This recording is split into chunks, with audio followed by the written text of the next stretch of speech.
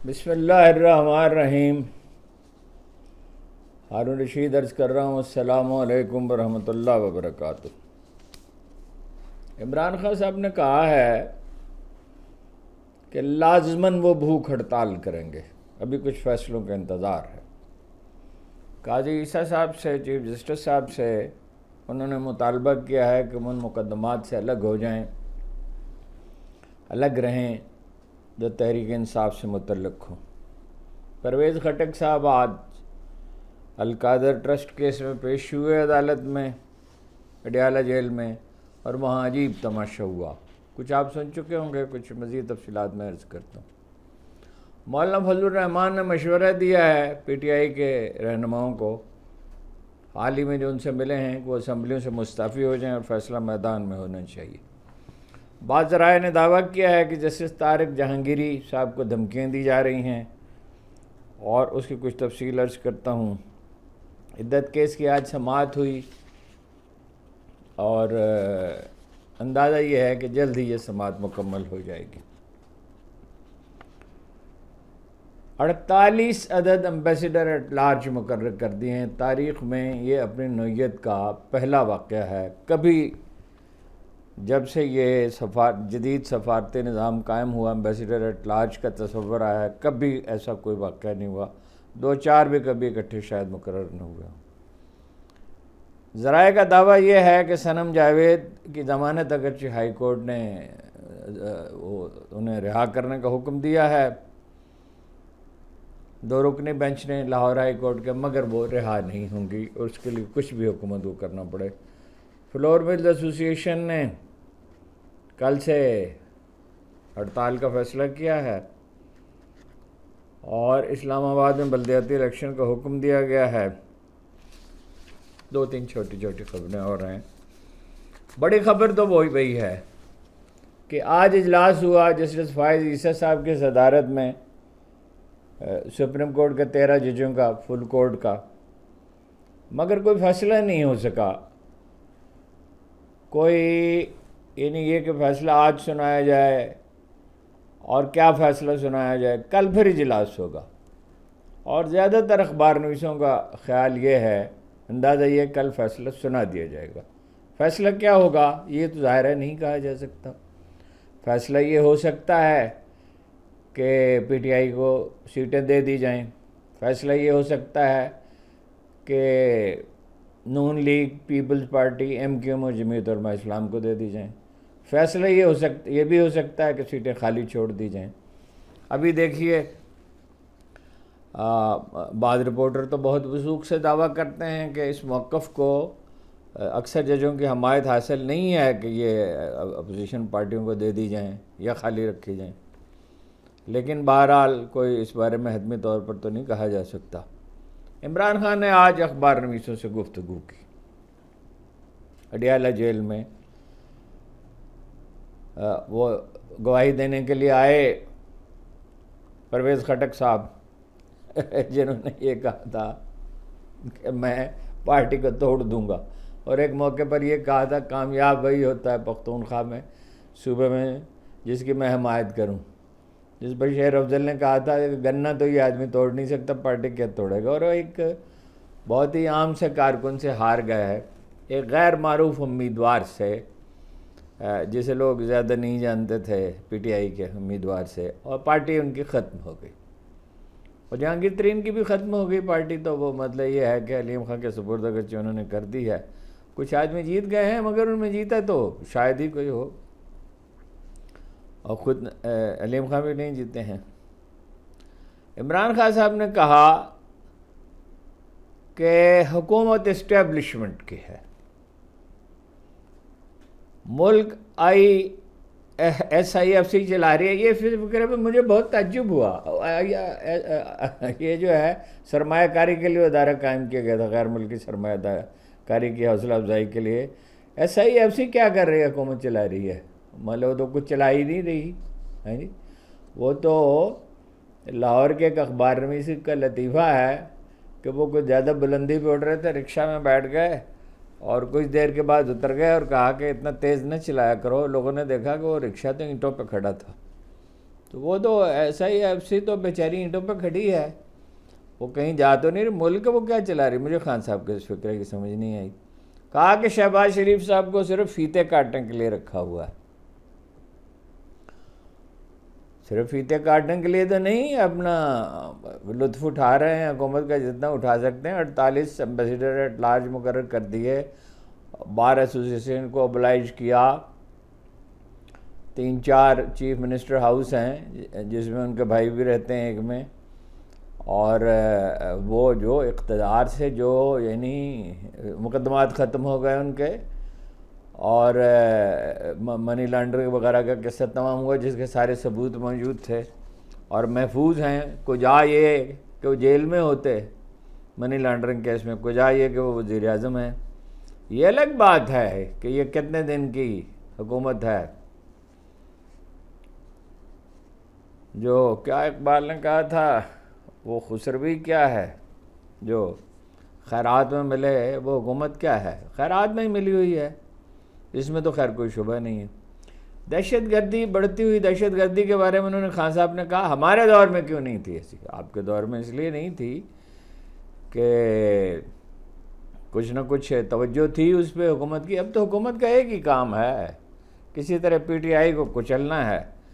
تو ایک وقت میں جب ایک اتنی بڑی ترجیح ہو اور ساری انرجی اس پہ لگ رہی ہو تو ظاہر ہے اس پہ کیا صلاحیت تو پوری ہے. ہماری عسکری مجھے فوج میں بھی، ایجنسیوں میں بھی، رینجرز میں بھی کراچی میں ختم کر دیا نا جی. یہ وقت تو لگا.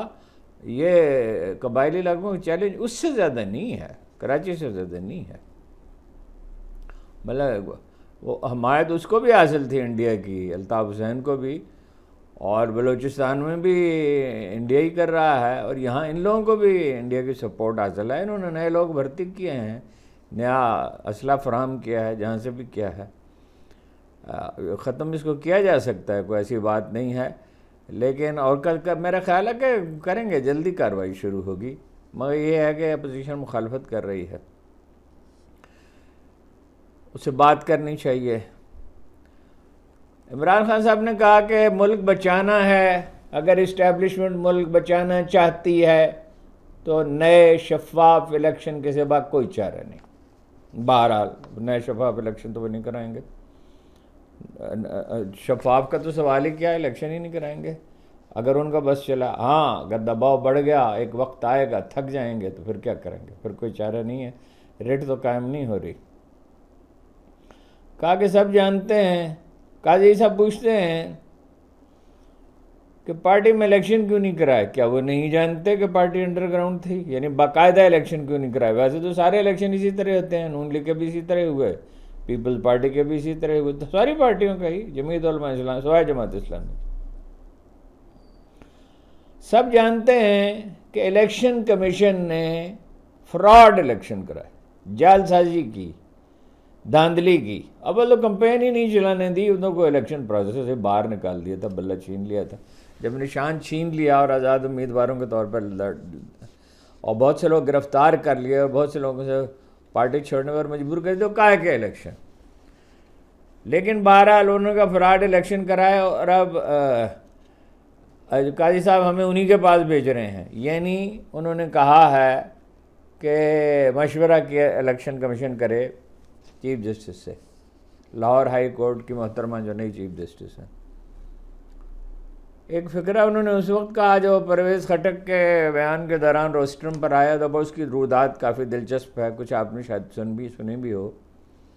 کہا، اور یہ آؤٹ آف بلو انہوں نے کہا، یا کوئی بات ایسی ہو رہی ہوگی کرپشن وغیرہ کی، کہ اب تو نواز شریف کے فلیٹ بھی پاکستان آنے چاہیے. یعنی وہ جو روپیہ ہے جو انہوں نے بھیجا ملک سے باہر وہ واپس آنا چاہیے، فلیٹ تو نہیں لائے جا سکتے. اس میں مجھے یہ واقعہ یاد آیا جو عمران خان نے اسمبلی میں سنایا تھا کہ میاں صاحب سے انہوں نے ذکر کیا بہت عرصہ پہلے، ربع صدی سے بھی زیادہ پہلے، کوئی 30 سال پہلے، 35 سال پہلے، جب وہ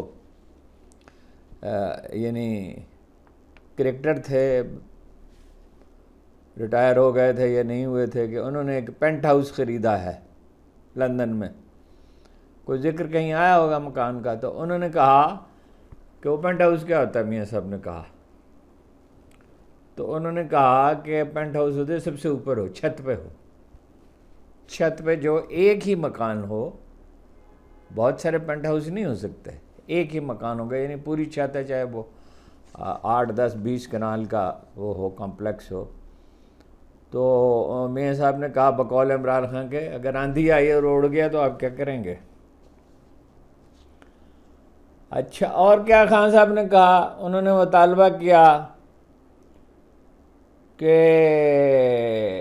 اگرچہ نیب کی ترامیم سے جسٹس اطہر من اللہ نے کہا ہے کہ مجھے ذاتی طور پہ بھی فائدہ پہنچ سکتا ہے, لیکن سوال میری ذات کا نہیں ملک کا ہے.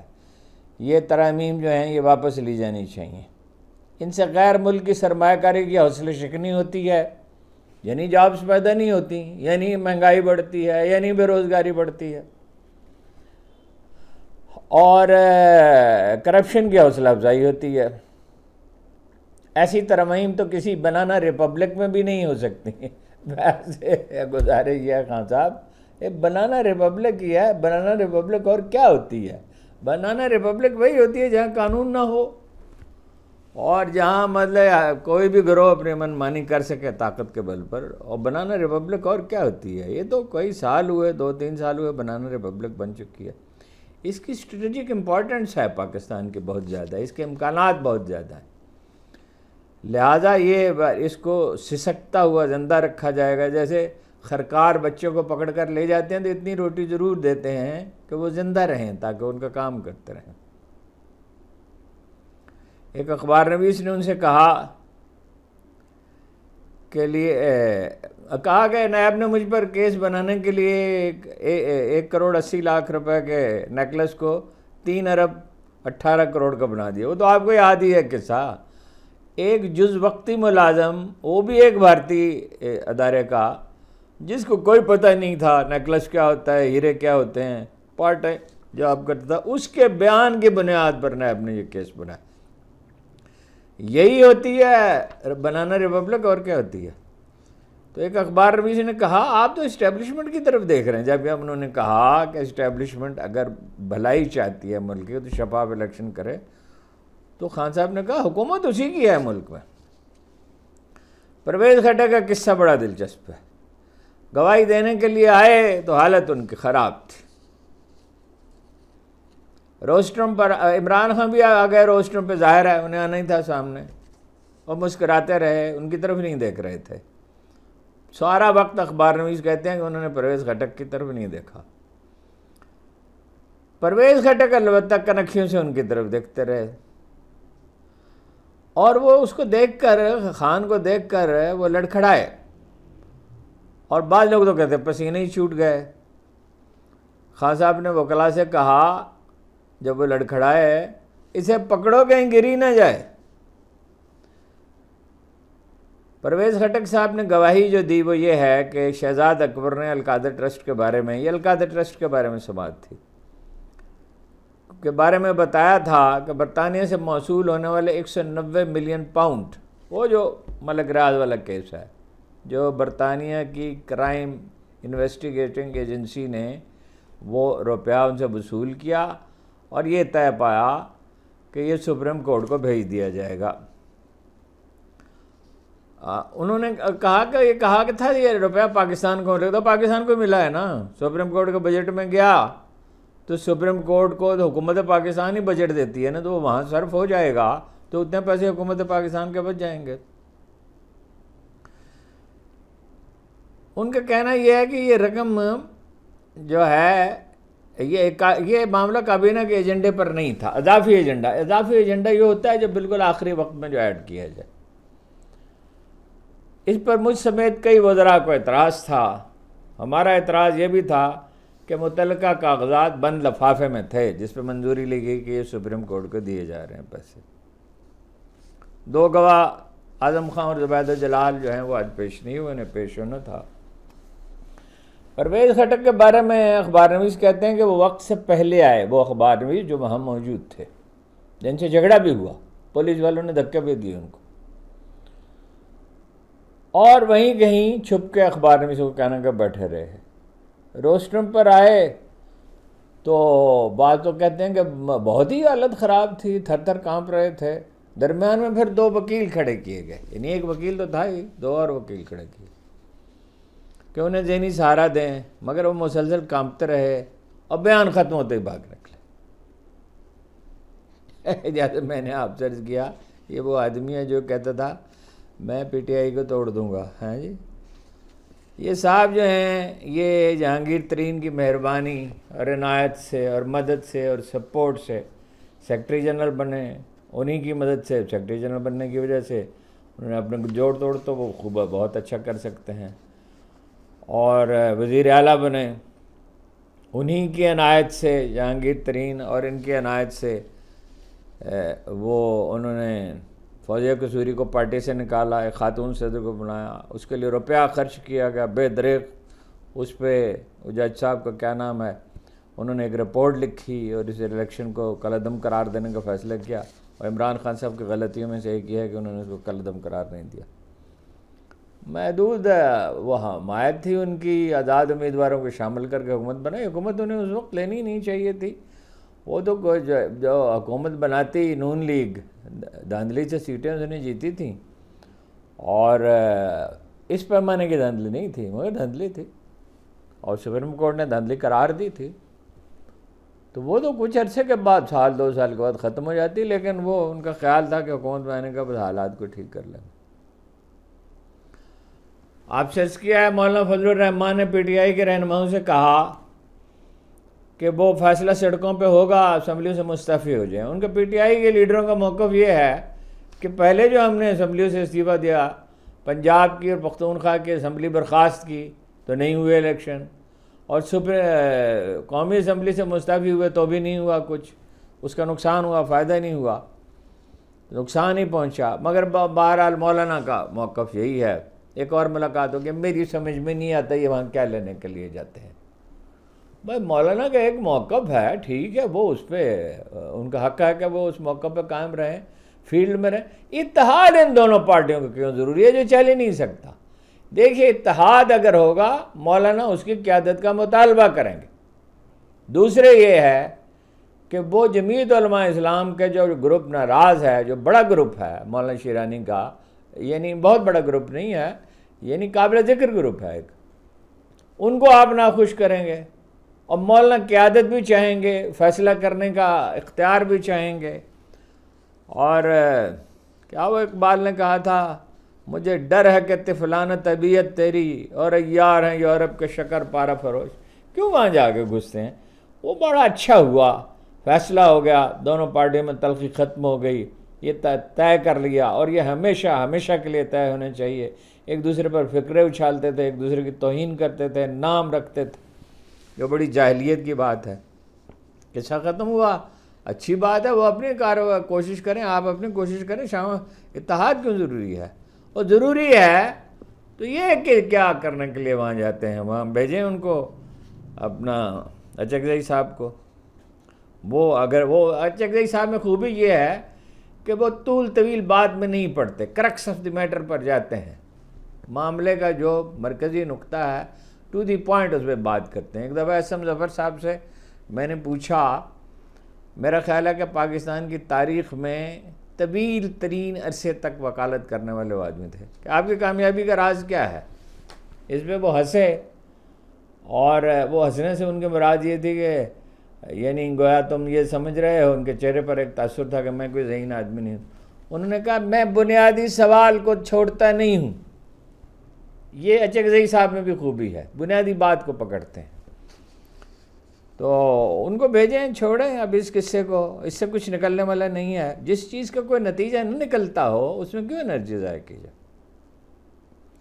ذرائع نے دعویٰ کیا ہے کہ طارق محمود جہانگیری صاحب کو جو اسلام آباد کی 3 نشستوں کی مبینہ دھاندلی کی سماعت کر رہے ہیں, اور امکان یہ نظر آتا ہے کہ 3 امیدواروں نے آج انہوں نے بھی دے دیے کاغذات اپنے ڈاکٹر طارق صاحب نے, تو وہ اپنا جو ہے وہ چھن جائیں گی یہ سیٹیں. تو ان کو 2 آپشن دیے گئے ہیں. یہ دعویٰ ہے, میری اطلاع نہیں ہے, بعض ذرائع یہ دعویٰ کر رہے ہیں کہ نمبر 1 تو یہ کہ 2 آپشن ہیں, آپ مستعفیوں کے گھر چلے جائیں. دوسری یہ ہے کہ سپریم جوڈیشل کونسل کے ذریعے آپ کو نکال دیا جائے گا اور پینشن سمیت تمام مراحت جو ہیں اس سے آپ محروم ہو جائیں گے. انہیں دھمکیاں میں اس ٹیلی فون کال بھی مل رہے ہیں, کچھ مشکوک قسم کے لوگ باتیں بھی کر رہے ہیں. اور یہ جو اوپر کا پیغام ہے, یہ 2 آپشن جو ہیں, یہ کہا جاتا ہے کہ ان کے امریکہ میں مقیم بھائی کے ذریعے انہیں دیا گیا ہے. جج صاحب نے رجسٹرار کے ذریعے اطلاع دے دی ہے ایف آئی اے کو. ایف آئی اے کو اطلاع دینے کا کیا, بس ریکارڈ پہ آ گیا. عدت کیس کی سماعت میں بشرا بی بی کے وکیل سلمان صفدر نے کے دلائل مکمل ہو گئے. ان کے دلائل 3 دلائل تھے. 4 سال سے زیادہ عرصے کے بعد, ایگزیکٹلی آفٹر 2000 days, آپ کو یہ کہ معاملہ یاد آیا. جو کاغذات ہیں ان میں طلاق کی جو تاریخ ہے اس میں ٹیمپرنگ کی گئی, اس کو بدلا گیا. جیسے الیکشن کمیشن نے فارم 45 جو ہیں اس میں تبدیلیاں کی ہیں. اور اینٹی کرپشن پنجاب میں گرفتاری کے بعد آپ نے ایک نیا موقف اختیار کیا. اس سے پہلے ایک موقف اور تھا. خاور مانیکا کے وکلاء سے عدالت نے ٹیمپرنگ کا جواب مانگا کہ ٹیمپرنگ کی ہے, نہیں کی ہے تو کیوں کی ہے. اور یہ بھی پوچھا کہ گواہوں کے بیانات جو ہیں وہ کیوں نہیں دیے گئے. گواہوں کے بیانات جو ہیں وہ قاعدے کے مطابق ملزمان کو کیوں نہیں دیے گئے. جن گواہوں نے جو بیانات دیے ہیں تو اس کا ٹیکسٹ انہیں مہیا کیا جانا چاہیے, اس پہ بحث کرنی ہوتی ہے وکیل کو. خاور مانیکا صاحب نے مزید التوا کے لیے 2 درخواستیں دائر کی, جس پہ جج افضل مجوکا صاحب نے فریقین کو نوٹس جاری کر دیے ہیں. ان درخواستوں پر یہ بیچ میں ایک بات آ گئی, یہ اخبار نویس کہتے ہیں 3 فریقین کو, 4 فریقین کو, 9 فریقین کو. فریقین کا مطلب ہوتا ہے 2 فریق, یا فریق ہے یا فریقین ہے, اور جب 2 سے زیادہ ہوں تو پھر کہا جائے گا 3 فریق. ہاں جی, 6 فریقی کہا جا سکتا ہے, 4 فریقی کہا جا سکتا ہے, 5 فریقی کہا جا سکتا ہے. کوئی تو پاکستانی عوام کو مونس بنا دیا, پاکستان کی عوام یہ کہتی ہے او بھائی کوئی لازم ہے کہ غلط زبان بولی جائے. ایک درخواست انہوں نے یہ دی ہے, 2 درخواستیں دی ہیں کہ میڈیکل بورڈ سے رائے لی جائے. دوسری میں کہا گیا اسلامی نظریاتی کونسل, فیڈرل شریعت کورٹ اور مسلم سکالرز کی اوپینین لی جائے. بیرسٹر سلمان صفدر نے بعد میں اخبار نویسوں سے گفتگو کی اور کہا کہ سرکار کو یعنی حکومت کو کل آخری موقع دیا گیا ہے دلائل دینے کا, مگر ساتھ یہ ہے 40 منٹ سے زیادہ کا کیس نہیں. میرا خیال 40 منٹ زیادہ ہیں. کیس تو واضح ہی ہے, اس میں کیا بھام ہے. رہ گیا فیصلہ, تو فیصلہ جو بھی ہو. جی عدت کیس میں عمران خان اور بشرا بی بی کو 7 سال قید کی سزا دینے والے سول جج قدرت اللہ سینئر سول جج جناب قدرت اللہ ترقی پکر ایڈیشنل ڈسٹرکٹ سیشن جج مقرر ہو گئے. یہ عرض کیا آپ سے کہ 48 ایمبیسیڈر ایٹ لارج مقرر کر دیے ہیں. ایمبیسیڈر ایٹ لارج وہ ہوتا ہے جہاں کہیں بھی کسی کو بھی ملک میں جس کو بھیجا جا سکتا ہے. کوئی تاریخ میں اس کی نظیر نہیں ملتی. ظاہر ہے لوگوں کو oblige کرنے کے لیے یہ سب کیا جا رہا ہے اور سرکاری روپیہ برباد کیا جا رہا ہے حمایت حاصل کرنے کے لیے. کمزور حکومت ہے. کمزور کیا, بیچاری لاچار حکومت ہے. تو ایک پریس کانفرنس کیا رؤوف حسن صاحب نے جو ترجمان ہیں, وہی جن پہ حملہ کرایا گیا تھا خواجہ سراؤں سے. اسٹیبلشمنٹ کا منصوبہ یہ ہے کہ عمران خان کو باہر نہ آنے دیا جائے. زمینی خداؤں سے میں کہنا چاہتا ہوں کہ عمران خان نے ان کے آگے جھکنے سے انکار کر دیا. خان صاحب کو بہت بری حالت میں رکھا گیا. مشکل میں انہوں نے کہا, مراد یہ بری حالت میں رکھا گیا. ایسے حالات میں کوئی نوجوان بھی 3-4 دن ہی گزار سکتا، مگر عمران خان جھکے نہیں، نہ جھکیں گے۔ عدالتیں، یہ انہوں نے الزام لگا کہ عدالتیں اسٹیبلشمنٹ کے ہاتھوں استعمال ہو رہی ہیں۔ سب سے زیادہ ذمہ داری اسٹیبلشمنٹ پر ہے، وہ خود آ جاتے ہیں یا اپنی پراکسیز کے ذریعے، یعنی اپنے کارندوں کے ذریعے حکومت کرتے ہیں۔ صنم جاوید کی ضمانت ہو گئی 9 مئی کے مقدمے میں۔ لاہور ہائی کورٹ کے جسٹس اسد جاوید گھرال اور جسٹس علی رضا کے 2 رکنی بینچ نے 9 مئی کا مقدمہ نے ساری ضمانت دی، مقدمہ ہی خارج کر دیا، معافی چاہتا ہوں، مقدمہ خارج کر دیا۔ مگر یہ تو معلوم ہی تھا، ہمارے ریسرچر صاحب کہہ رہے تھے بس اب وہ رہا ہو جائیں گی اور ممکن ہے عالیہ بھی ہو جائیں، حمزہ بھی اور ڈاکٹر، سوال ہی پیدا نہیں ہوتا، تو ان کو رہا نہیں کیا جائے گا۔